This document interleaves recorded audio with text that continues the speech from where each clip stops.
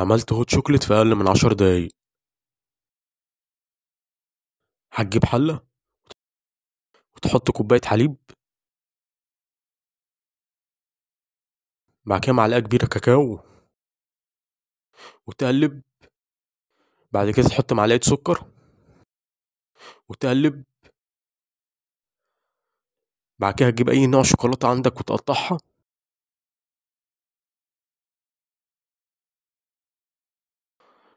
وتفضل تقطع لحد ما تبقى فرافيت. بعد كده ربع كوباية حليب ومعلقة صغيرة نشا وتقلب. بعد كده بنكون قطعنا الشوكولاتة تحط الشوكولاتة، بعد كده تحط ربع كوباية الحليب وتفضل تقلب لمدة دقيقتين. هوت شوكليت اهو يا جماعة، يعني الصراحة حاجة عظمة.